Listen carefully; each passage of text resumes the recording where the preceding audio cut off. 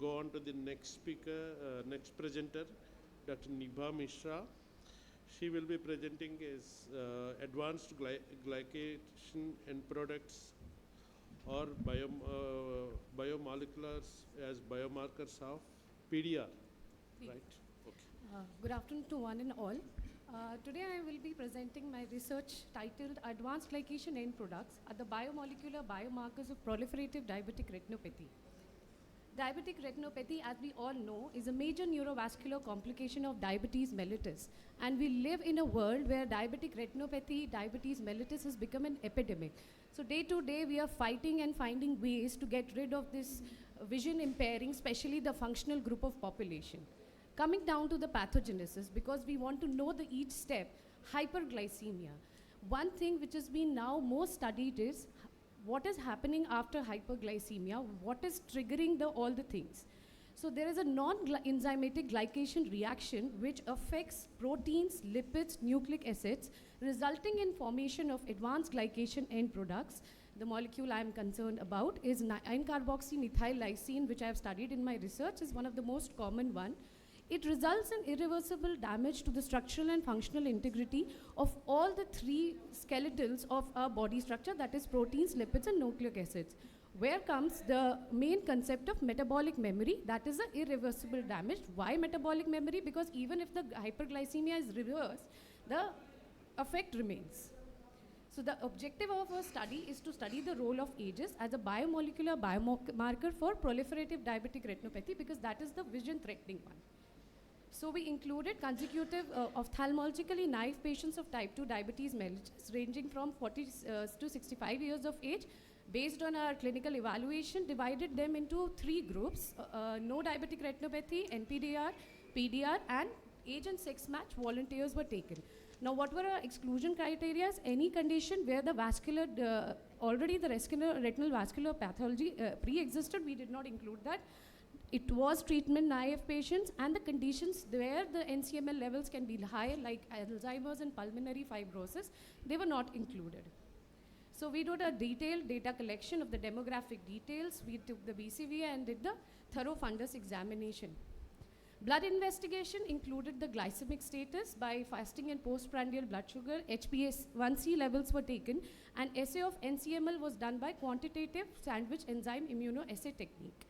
The main thing which we did was the ROC curve analysis, and through that we found out the area under curve. The power of our study was 94%.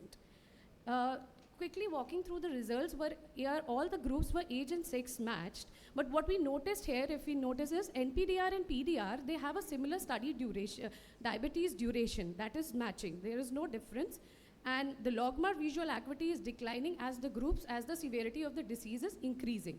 But the N-carboxymethyl lysine, if we do a ANOVA analysis, there is a significant difference between all the groups. What is also noticeable is in NPDR and PDR groups, the fasting blood sugar, the postprandial blood sugar level, and HbA1c levels are almost equal. That means that they are not indicating truly the condition of the disease.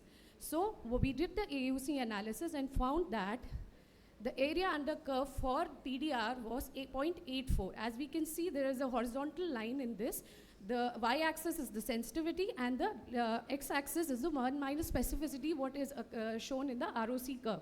And the more it is towards the y-axis, that means more the sensitive and better diagnostic tool which we are aiming for. And we can see the blue line is for the PDR, and it is 0.842, which is quite good. So the age-range axis leads to a continued cellular dysfunction. Age is called retinal parasite apoptosis. In fact, it is said that they are the triggering agents for every pathological phenomena occurring, oxidative stress. That is why they have also become the new therapy targeted along with the oral hypoglycemics, antihypertensives, and insulins. So why not HbA1c? Why we are moving toward a good, better molecule? Because as I say, they sometimes don't represent the actual condition. They are chemically modified, there can be anemia, there can be many things where HbA1c fails. So ages are the major biomolecular biomarkers for pathophysiology of evolution of diabetic retinopathy. They are novel therapeutic targets, and they are the new age tools of translational medicine. Thank you.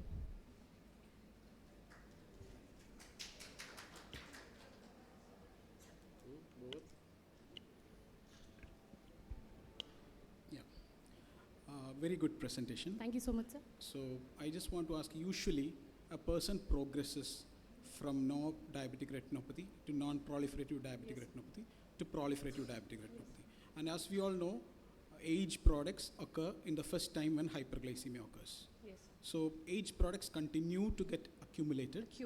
And probably the duration, even though the duration of diabetes that we take is a very, not a very sacrosanct thing, because it's what the patient says.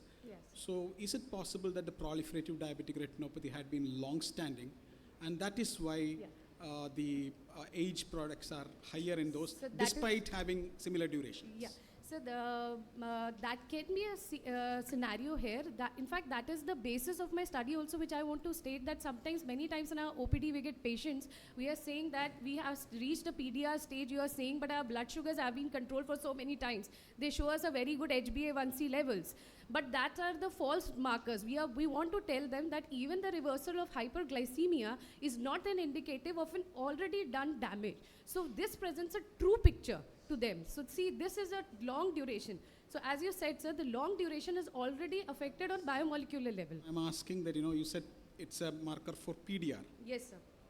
Till now, we are thinking that it's a marker for long-term hyperglycemia. Yes, sir. Right? Yes. So, so that is what I've tried to show in this also, that the two groups, and I said also, the NPDR and PDR had a comparable duration of disease. That is now. Was 10 years. That is now. But Yes. age is dependent upon the last 20 years of diabetes, right? Yes, sir. Yeah.